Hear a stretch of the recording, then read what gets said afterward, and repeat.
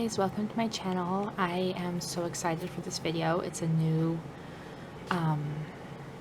something new I want to do. As I mentioned in my getting to know me, besides being a mom and a planner girl, I am also a clinically trained aromatherapist, and I am a hobby herbalist and have studied cranial sacral therapy and a bunch of different healing modalities, and I would like to share that with you guys.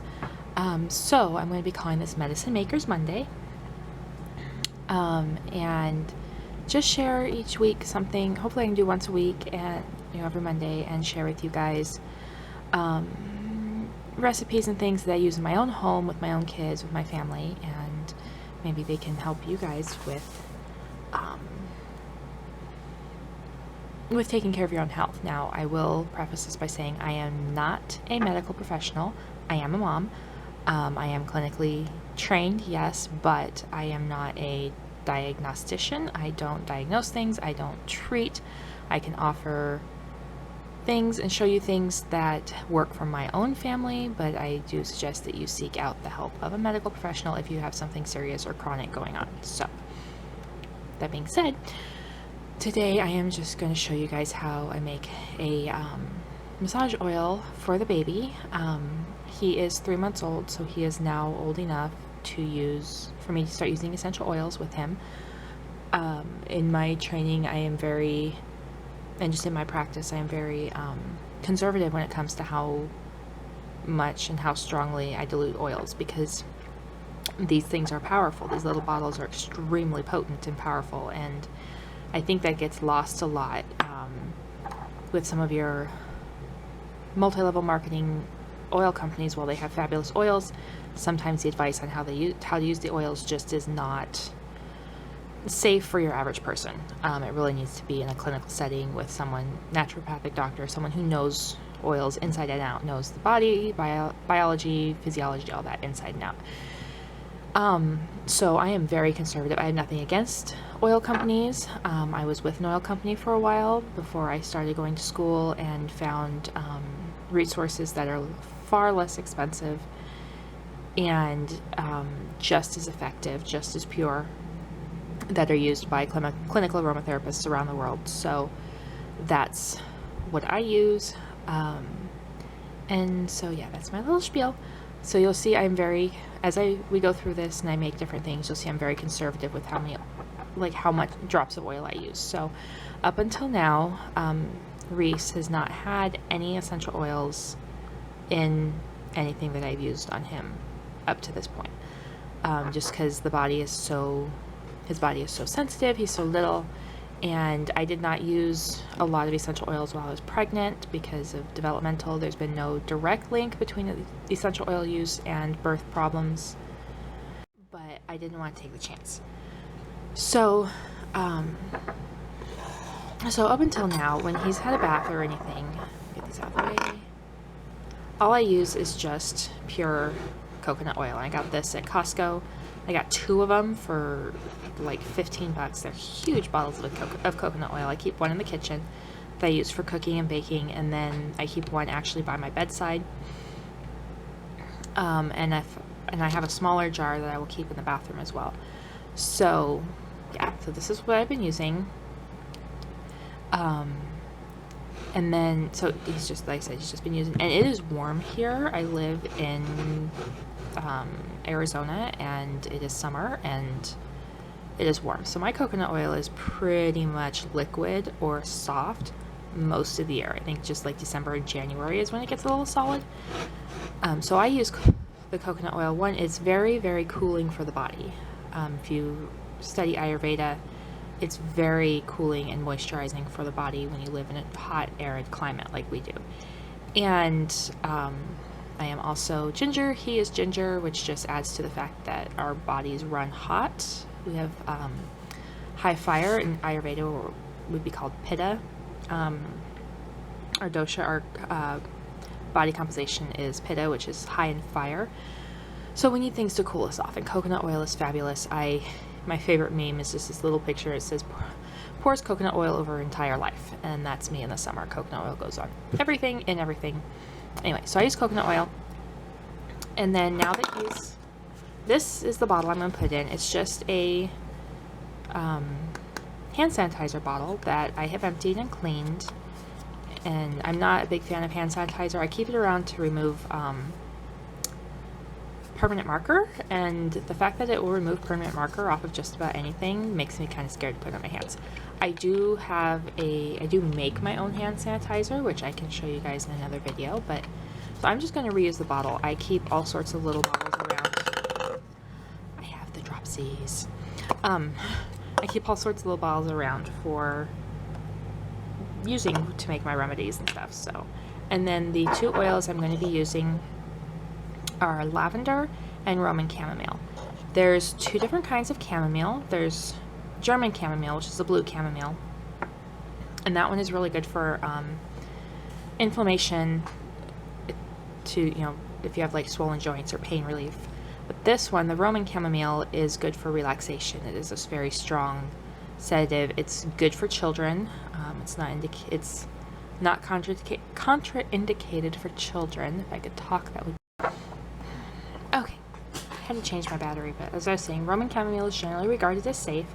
If you have a ragweed allergy, you're going to want to patch test before you use it, because it does come from the same botanical family. Some people with ragweed, I know people with ragweed allergies have no problem with using essential oils, but I do know some that have allergic reaction to chamomile essential oils. So you definitely want to check that out and make sure that there's not going to be a reaction. So you just do a little test. You can take some, put it in some oil, and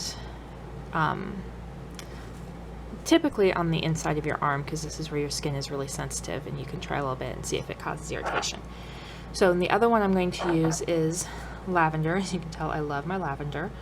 I use lavender just about all the time. It is very relaxing. This is a Highland lavender. I love the way this smells. It's very soft. Doesn't smell overly soapy. It's a sweet lavender. Incidentally, all of my oils typically come from Ananda Apothecary. You can find them online. I'll link them below. They have a really good selection of oils. They have good pricing, great customer service, fabulous customer service. It's usually where I get them, because I can get them in the smaller 5 milliliter bottles, because for me it's better to have a small amount, use it up, have to reorder it, than have a large amount that goes bad. Unless it's something I know I will use all the time, like lavender and peppermint. I usually order in a like a 3 or 4 ounce bottle, because I go through them a lot. But so these are the oils I'm going to be using in my little bottle. So I'm going to fill this up. So it'll probably get a little messy. I couldn't find my eyedropper. I know I had one, but I don't know where it went. So I'm going to attempt to do this with a spoon, and we'll see how this goes.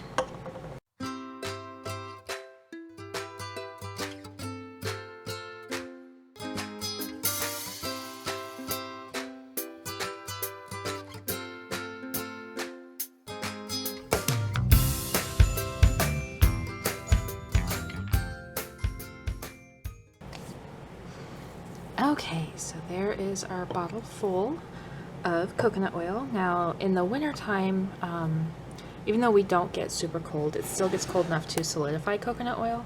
So I will typically use a blend of coconut and olive oil, or just straight olive oil, in my squeeze bottles.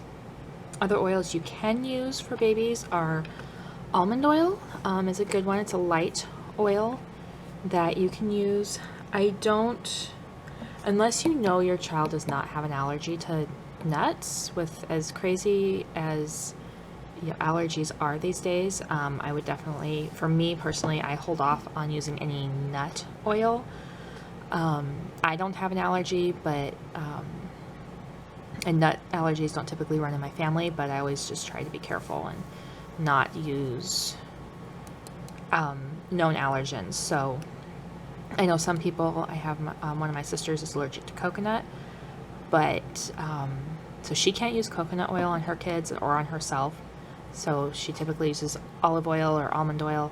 So those are good choices. The olive oil is, usually thicker, and the almond oil is really light. Coconut oil I love because it soaks in pretty fast on the skin. But anyway, so we have our bottle. This is a 2-ounce bottle, so for this bottle I can put in 2 drops of essential oil. For an infant ages 2 to 6 months, you don't want to use more than a drop per ounce. So I'll probably be making some other things where I use a blend and put it in oil, and several essential oils together and put them in, but I am not going to worry about that for this particular one because I'm only using 2 oils, and it is a 2-ounce bottle, so I can use 1 drop of each, which makes a really balanced, fragrance wise is a really balanced mix and is the right dilution for him. It may not seem a lot, but you have to remember that we're talking an infant who is under, typically he's like 12 pounds now, 12, 13 pounds now, and their bodies are still growing, still developing, still figuring out how to process things, and you don't want to do anything that's going to potentially cause any problems with their liver, their kidneys, anything like that. So you want to be very gentle with your essential oils. And my cat just knocked something over in the kitchen, so give me 1 minute. Okay, I'm back. I've been doing a lot of cooking this weekend and put my iron skillet on a chair, and the cat was chasing a fly and knocked over the chair with the iron skillet. Yeah, so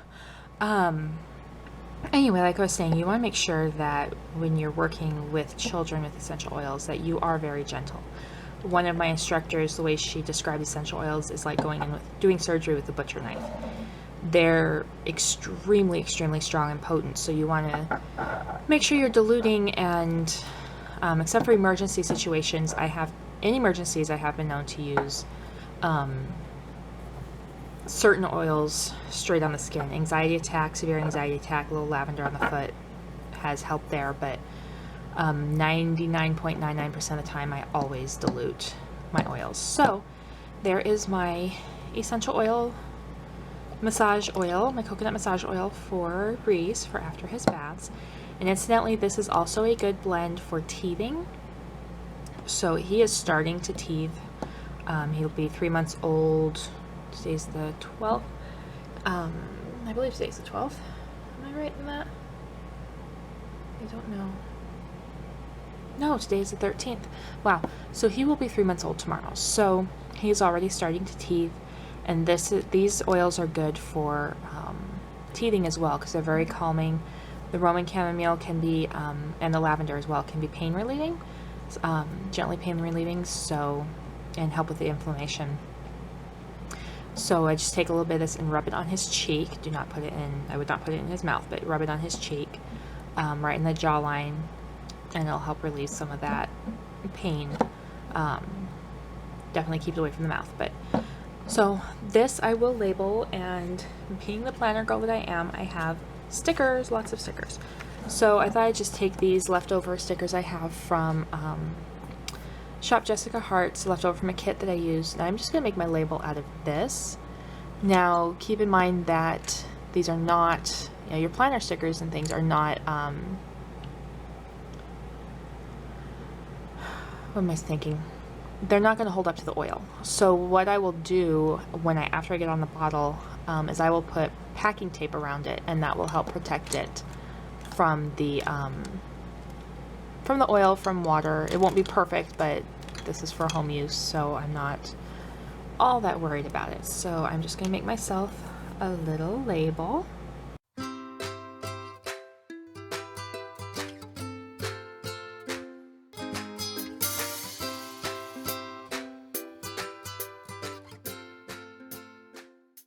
Okay, so there is my label. I put on what it is as well as what is in it. So I have my 2 ounces of coconut, 1 drop of Roman chamomile, 1 drop of lavender. I do tend to abbreviate a little bit, but this is for personal use, so I know what it is. And like I said, I will go after I get done filming, I will put packing tape on this so that it helps protect the label from the oil and from water.